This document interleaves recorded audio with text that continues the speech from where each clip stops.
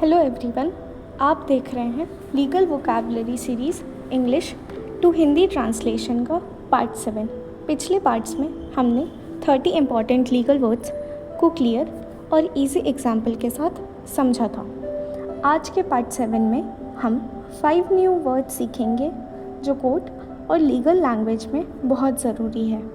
तो आज के 5 वर्ड्स हैं डीड, डिक्लेरेंट, डिटेनर, डेफरेंस एंड डिलीजेंस। चलिए शुरू करते हैं हम अपने पहले वर्ड से।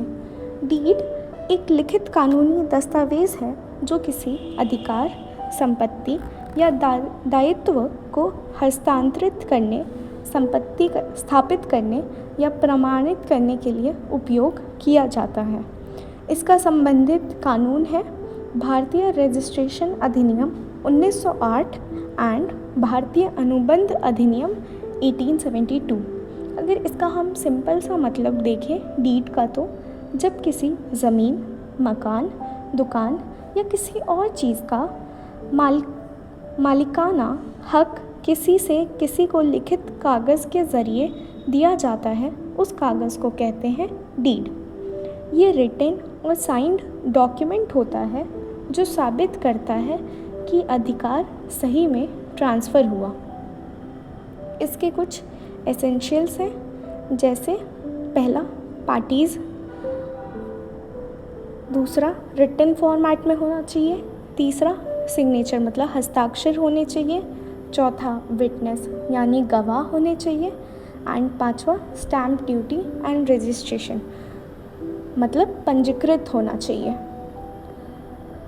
अब इसको हम एक बहुत ही इजी एग्जाम्पल के साथ समझते हैं। मान लीजिए एक आदमी ने अपना मकान बेचने का फ़ैसला किया और ख़रीदार के साथ एक लिखित डीड बनाई जिस पर दोनों ने साइन किए, गवाहों ने साइन किए और उसे रजिस्ट्रार के यहाँ रजिस्टर कराया।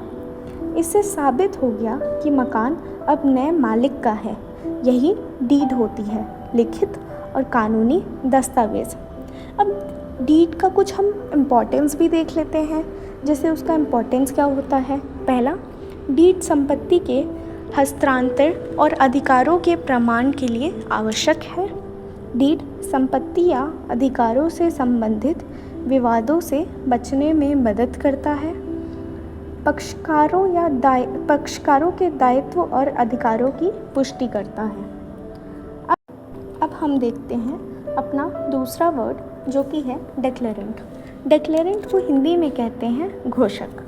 डिक्लेरेंट वह व्यक्ति होता है जो किसी शपथ पत्र या घोषणा में जानकारी देता है और उस पर हस्ताक्षर करता है। इसका मतलब जब कोई व्यक्ति किसी एफिडेविट या डिक्लेरेशन में लिखकर अदालत या सरकारी दफ्तर में कोई जानकारी देता है और उस पर दस्तखत करता है तो उसे कहते हैं डिक्लेरेंट। अब डिक्लेरेंट की कुछ विशेषताएं होती हैं। पहला, घोषणा करने वाला व्यक्ति। दूसरा, कानूनी दस्तावेज़ पे हस्ताक्षर करने वाला। तीसरा, घोषणा का सत्यापित करने की जिम्मेदारी। चौथा, कानूनी रूप से सक्षम व्यक्ति। अब इसको हम एग्जाम्पल के साथ समझें तो मान लीजिए एक व्यक्ति ने कोर्ट में एफिडेविट दिया कि वो मकान का असली मालिक है और उस पर अपने साइन किए। उस एफिडेविट में जो भी बात उन्होंने लिखी उनकी जिम्मेदारी उसी की है। ये आदमी ही डिक्लेरेंट कहलाता है। अब डिक्लेरेंट के कुछ प्रकार होते हैं। पहला, वॉलंटरी डिक्लेरेंट मतलब जो अपनी इच्छा से घोषणा करता है। दूसरा, स्टैट्यूटरी डिक्लेरेंट जो किसी कानून के तहत घोषणा करता है। हमारा तीसरा वर्ड है डिटेनर। डिटेनर का हिंदी में मतलब होता है अवैध कब्जाधारी। मतलब डिटेनर वो व्यक्ति होता है जो किसी संपत्ति पर अवैध कब्जा बनाए रखता है या उसे छोड़ने से मना करता है। इसका मतलब जब कोई व्यक्ति किसी मकान या ज़मीन पर गलत तरीके से कब्ज़ा करके बैठा रहे और मालिक से उसके कहने पर भी ना हटे तो उसे कहते हैं डिटेनर। अब डिटेनर की भी कुछ टाइप्स होती हैं। पहला लॉफुल डिटेनर, मतलब जब व्यक्ति के पास किसी संपत्ति पर कानूनी रूप से कब्जा करने का अधिकार हो। दूसरा अनलॉफुल डिटेनर, मतलब अवैध कब्जा, जब व्यक्ति किसी संपत्ति पर अवैध कब्जा बनाए रखे या उसे खाली करने से मना करे। जैसे कि उदाहरण के साथ समझे तो मान लीजिए एक मकान मालिक ने किराएदार को मकान खाली करने को कहा, लेकिन किराएदार ने मना कर दिया और वो वहीं पे बैठा रहा, मतलब उसने मकान खाली नहीं किया। मालिक ने अदालत में मुकदमा दायर किया कि उसे हटाया जाए और नुकसान का मुआवजा मिले। ये किराएदार डिटेनर कहलाता है क्योंकि उसने अवैध कब्जा कर रखा है। अब अगर किसी ने अवैध कब्जा कर रखा है तो उसके खिलाफ आप क्या क्या कानूनी उपाय ला सकते हैं। पहला एविक्शन सूट, मतलब निष्कासन मुकदमा, संपत्ति के मालिक द्वारा अवैध कब्जा हटाने के लिए दायर किया गया मामला। दूसरा डैमेजेस, यानी क्षतिपूर्ति, अवैध कब्जा से हुए नुकसान की भरपाई के लिए। तीसरा इंजंक्शन, मतलब प्रतिबंध आदेश, डिटेनर को संपत्ति पर किसी भी गतिविधि से रोकने के लिए। तो हम शुरू करते हैं अपने चौथे वर्ड से, जो कि है डेफरेंस। डेफरेंस का मतलब है किसी के अधिकार, स्थिति या ज्ञान का सम्मान करना और उसकी राय को महत्व देना। इसका मतलब जब किसी संस्था, अधिकारी या अदालत की बात को उसके अनुभव और अधिकार की वजह से सम्मान दिया जाए तो उसे कहते हैं डेफरेंस। अब डेफरेंस दो तरीके की हो सकती हैं। पहला जुडिशियल डेफरेंस, जब अदालतों, प्रशासन के फैसलों को सम्मान दिया जाए तो उसे कहते हैं जुडिशियल डेफरेंस।